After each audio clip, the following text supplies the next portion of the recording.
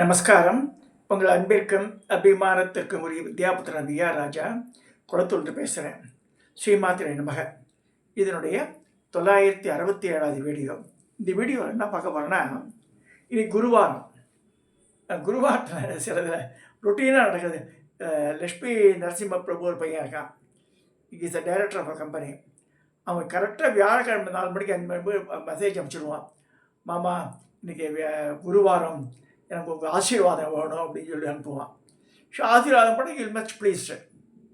நம்ம குருவை பற்றி எதாவது சொல்லணும். குருவாரத்தில் நம்ம நினைக்கிறதோட அவள் பெருமையை பேசணும்னு சாஸ்திரங்களே இந்த ஸ்ரீவித்யா கிரமத்திலே என்ன சொல்கிறது, குருவை பற்றி மேன்மையாக சொல்லுன்னு சொல்லியிருக்கு. நானே குருவை பற்றி பேசி ஒரு மோர் தென் மந்த்து மேலேயே இருக்கும். ஸோ இன்றைக்கி கொஞ்சம் ஃபீல் பண்ணிட்டே இருந்தேன். நான் பேசவே இல்லையாண்டு. நிறைய பேர் அதான் தெரிஞ்சதெல்லாம் பேசியாச்சு, தெரியாத ஷேர் பண்ணுங்கன்னா யாரும் பண்ண மாட்டேன்றா. அது ஒரு ரொம்ப வருத்தத்தை இருக்குது. குருமாதா நிறைய பேர் பழகியிருக்கா, பேசியிருக்கா. ஒரே ஒரு இன்ஸ்டன்ட் ஷேர் பண்ணுங்கன்னா இன்ஸ்டண்ட்டை கூட சொல்ல மாட்டேன்றா. அது என்னவோ தெரியல எனக்கு. அப்போ இருக்கும்போது நங்கநல்லூரில் பாலாஜின்னு ஒரு பையன் இருக்கான். நான் இஸ் ரிசைடிங் அட் மயிலாப்பூர். அவன் சொன்ன மாதிரி அவன் மூலமாக இருக்கிறது எங்காத்த நம்பர் குமாரசுவாமின்னு சொல்லிட்டு என் குருமாதாவோட அண்ணா ஒருத்தர் இருக்கார். Was residing at America. இப்போ சென்னை வந்திருக்கார். ஒரு மேஜர் ஆப்ரேஷன் அவருக்கு நடந்தது. Is more than 80 years old. அவர் குருமாதாவுடைய பெரிய அண்ணா குமாரசுவாமின்னு முதல் அண்ணா. ரெண்டாவது அண்ணா ரெண்டாவது பையன் அவாத்தில் கணேஷ், மூணாவது முரளியின் பேர். 3 பேர். அவளை திருவான்மூரில் ஒரே ஒரு ஹவுஸ்லேயே இருக்கா சொந்த வீட்டில். இப்போ அந்த மாமாவுக்கு ஃபோன் பண்ணேன். இப்போ நான் குருவாரத்தில் ராத்திரி ஒரு அரௌண்ட் 8 o'clock நான் ஃபோன் பண்ணி, மாமா எப்படி இருக்கேன், நல்லா இருக்கேன்ப்பா அப்படிலாம் சொன்னேன். எதாவது இன்ஸ்டன்ட் ஷேர் பண்ணுங்க எனக்கு. I want to speak about her அப்படின்னா. அப்போ ஒரு இன்ஸ்டன்ட் சொன்னார். ஆல்ரெடி எங்கள் அப்பா அம்மாவுக்கு கனகாபிஷேகம் பண்ணான்னார். அது சொல்லிட்டு மாமான்ட்டேன், அது வேண்டான்னு. அப்போ ஹி செட் ருத்ரம் சமகத்தை பற்றி சொன்னார். ஸ்ரீருத்ரம் சமகம். நான் இது குருமாதாவுடைய ஃபோட்டோ. சம்பகாம்பான்ற ஸ்ரீமதி லக்ஷ்மி சந்திரமௌழி அரியத்துறையில் இருக்குது இந்த ஃபோட்டோ. முதல்ல இங்கே தான் வச்சுருந்தேன். அப்புறமா அம்பாளோட ஆக்கியனால் அங்கே கொண்டு வச்சேன் அந்த மண்டபத்தோட. இந்த மண்டபம் was gifted to me by somebody. Thyagarajan என்னுடைய ஃப்ரெண்டு, ஆஸ்திரேலியாவில் இருக்கார். இப்போ வந்திருக்கார் ஊர்லேருந்து. ஸோ அவர் கொடுத்தார் இந்த மண்டபத்தை. வாங்காத ராஜான்னு சொல்லி எனக்கு கொடுத்து, ஸோ இந்த மண்டபத்து உள்ள தான் அம்மாவோட ஃபோட்டோ அரியத்துறையில் இருக்குது. ஏன்னா குருமாதாக்கு அந்த இடம் வாங்கும்போது தெரியும் நான் வாங்க போகிறேன்ட்டு. அப்போ சொன்னேன், ரொம்ப ரம்யமாக இருக்கிற இடம் அப்படின்ட்டு.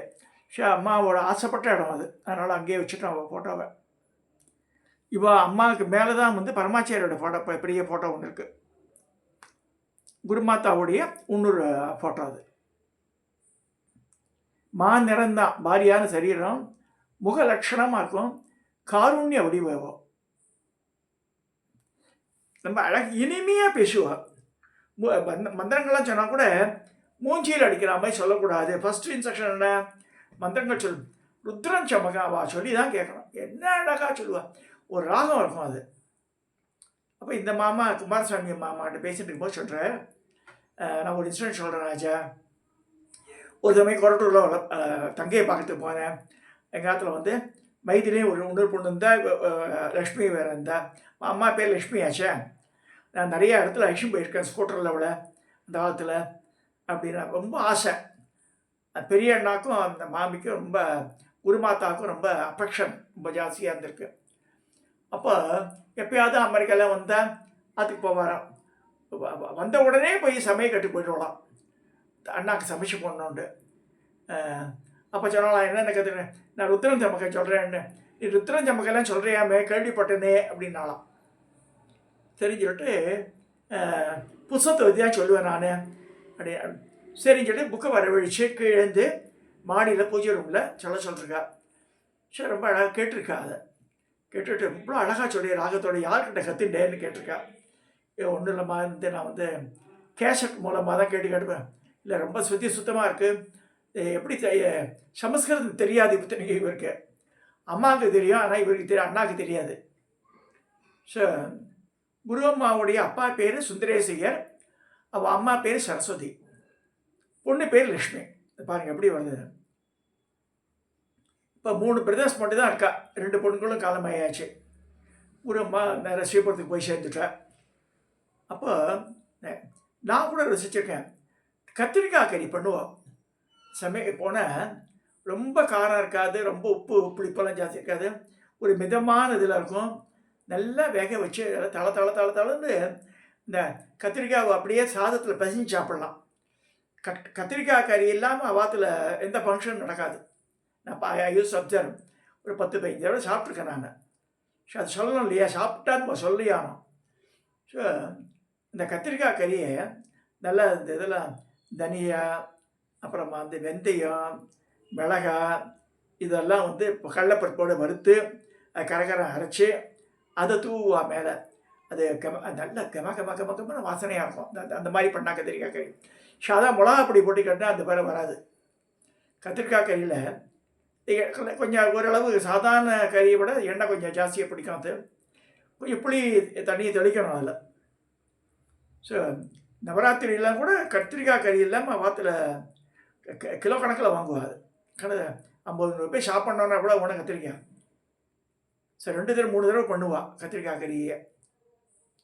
ஸோ இந்த பேர் வந்துட்டா குமாரசாமி மாமா போனாலே அவருக்கு என்னென்னலாம் பிடிக்கும் கேட்டு பண்ணி போடுவாளாம். அது ரொம்ப சொல்லி அங்கலாச்சார் இன்னைக்கு. ஸோ ருத்ரஞ்சன் மகை சொல்லும்போது ரொம்ப அழகாக சொல்கிறேன், நீ வந்து ஒன்று கொஞ்சம் இது பண்ணிக்கலாம், ரொம்ப அழகாக இருக்குது, இந்த ராகமே ரொம்ப நல்லா இருக்குதுலாம் சொல்லியிருக்கா அம்மா. அதை சொல்லி மாஞ்சி போனார். நானும் என் தங்கை வந்து ரொம்ப என்ன மாமா என்ன வயசு வித்தியாசம் கேட்டேன். 10 வயசு வித்தியாசம் போனார். பெரிய அண்ணாக்கும் அம்மாவுக்கும் 10 இயர்ஸ் டிஃப்ரென்ஸ் இருக்குது. பட் எங்களுக்கெல்லாம் செல்ல பொண்ணுவா ஆற்றுல. நான் வந்து எல்லா இடத்துக்கும் ஐஷம் போவேன் நான் அவளை அப்படிலாம் சொன்னார். இந்த மாதிரி இந்த செய்திகளை பகிர்ந்தால் தான் நம்ம பேச முடியும். This is not by recorded anywhere. ஒரு புஸ்தக வடிவிலையோ இல்லைன்னா இந்த வடிவில் இருந்தால் தான் வந்து இது பண்ண முடியும். ஸோ இந்த மாதிரி சொன்னார். கேட்குறதுக்கு சந்தோஷமாகவும் இருந்தது இந்த இன்சிடெண்ட்டை கேட்குறதுக்கு. அதே மாதிரி அம்மா பற்றி சொல்லும்போது இது திருக்கண்டலம் ஊர் இருக்குது பக்கத்தில், பெரியபாளையம் போகிற வழியில். அந்த இடத்துல ருத்ரஞ்சமக பாராயணத்துக்கு காஞ்சி மடத்துலேருந்து வேத பாடத்தாலையும் கூட வந்தால் ஒரு 20-25 பேர் வந்தால். அம்பா அந்த ஊரில் இருக்க சிவாச்சாரி, ஆறுமுக சிவாச்சாரி 102 வயசு இருந்தார். அவர் ராஜா உனக்கு போன்விட்டா சாப்பிட்றியா காபி சாப்பிட்றியா கேட்பார். 100 வயசில். Just imagine. நம்மளாம் ஒன்றுமே கிடையாது.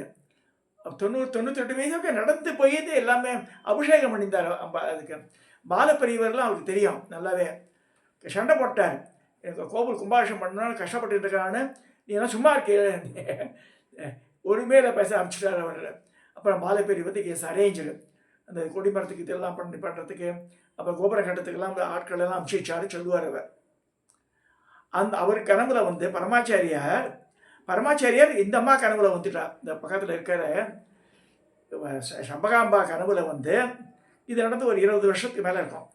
நான் போயிருக்கேன் அந்த இன்சிடென்ட்டுக்கு. நானும் நரசிம்ம மாமா போனோம்.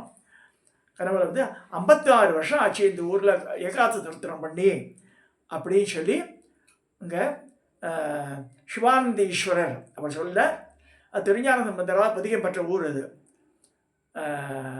திருக்கள்ளில் மேலே கள்ளில் ஆத்திரையர்ன்ற ஒரு சங்ககால புலவர் அந்த ஊரில் இருந்திருக்கார். ஸோ மோர் தென் 2500 years ஓல்டு அது ஊரே. பச்சை பச்சேன்னு இருக்கும், அப்படியே குசஸ்தல் 6 பக்கத்தில் ஓடும். சிவானந்தவல்லி, சிவானந்தீஸ்வரர், சிவானந்த தீர்த்தம் எல்லாம் சிவான்னு வருவாங்க. தாம்பத்திய தட்சிணாமூர்த்தி தனியாக ஒரு கோவில் இருக்காங்க. ஸோ அங்கே சுந்தர விநாயகர் இருக்கார், ரொம்ப அழகான அது. அந்த இடத்துல போய் அம்மா அவர் சொன்னார் கனவுல வந்து சொல்லி சிவாச்சாரியா கூட்டணும்னா, ஆமாம் 56 வருஷம் ஆச்சுன்னு சொல்லி, இல்லை பரமாச்சாரியா சொல்கிறாரு சொல்லிட்டு படுகிராண்டாக பண்ணான். பல லட்சங்களே ஆச்சு. ஆக்சுவலாக 2-3 பஸ்ஸெல்லாம் வந்தது. கிரி ட்ரேடிங்கில் தான் மாலையெல்லாம் ஆர்டர் பண்ணியிருந்தா. பட்டு வேஷம் பண்ணி, இந்த வைதிக சமையலை தனி, மற்றவாள் சமையல் தனி, இந்த மாதிரிலாம் பண்ணி படு கிராண்டாக பண்ணான். அந்த இன்சிடென்ட் மறக்க. அங்கே ருத்ர பாராயணம், அம்மாவே ருத்ரம் படித்தா. பெண்கள் ருத்ரம் படிக்கக்கூடாதுன்னு வேலை சொல்கிறேன். அப்படிலாம் கிடையவே கிடையாது. ஏன்னா பரமாச்சாரியாரே பேர் ஒரு பெரிய தீட்சிதர், தண்டபாணி தீட்சிதர் ஒருத்தர் அனுப்பிச்சு 6 மாதம் கொரட்டூர் அபாத்திலே தங்கி வேதம் கற்றுக் கொடுத்தாரு அவளுக்கு. அந்த மாதிரிலாம் நடந்திருக்கு. ஸோ ஆகையினால இன்னைக்கு கூட வசந்தி மாமி எனக்கு மெசேஜ் அனுப்பிச்சிருந்தா, இந்த சுக்தங்கள்லாம் மேதா சுக்தம்லாம் சொல்லாமான்னு. தாராளம் சொல்ல. எங்கள் குருமாதாவே எக்ஸாம்பிள். அவள் வேதமே படிப்பு சுத்தங்கள்லாம் சொல்லியிருக்கா. அதனால் எரிபடி கேன் சே த சுத்தம் அப்படின்னு. ரொம்ப சந்தோஷம் ராஜான்னு போட்டிருந்தா. இதெல்லாம் எதுக்கு சொல்ல வரேன்னா, பெண்மணிக்கு விஷயம் வேத காலத்தில் மட்டும் இல்லை, கலிகாலத்தையும் இந்த மாதிரி பெண்மணிகள்லாம் இருந்திருக்கா. இப்பயும் இருக்கா. நமக்கு தெரியல, அவ்வளோதான். சில பேர் குடத்தில் விட்டு விளக்கு போல இருப்பா, சில பேர் பிரகாசிக்கிறா, அவ்வளோதான். இதை சொல்லி இந்த அம்மாவுடைய இந்த ருத்ரம் இந்த ஸ்ரீருத்ரம் இல்லாமல் அவாத்தில் பிரதோஷ பூஜையே நடக்காது. ரொம்ப அழகாக நடக்கும். அது ஒரு கோவிலில் நடக்கிற அளவுக்கு வீட்டிலேயே பண்ணுவா பிரதோஷ பூஜையை. இதை சொல்லி ஐ எம் ரீகாலிங் அந்த இந்த குருவாரத்தில் அவளை பற்றி ரீகால் பண்ணுறது ரொம்ப ரொம்ப சந்தோஷமாக இருக்கு. அப்போ அண்ணாவை அனுப்ப சொன்னார் என்ன இந்த வீடியோவை, அவருக்கு அனுப்பிச்சி வைக்கிறேன். இதோட இந்த பதிவை நிறைவு செய்து சப்ஸ்கிரைப் பண்ணுங்க, ஷேர் பண்ணுங்க, லைக் பண்ணுங்க.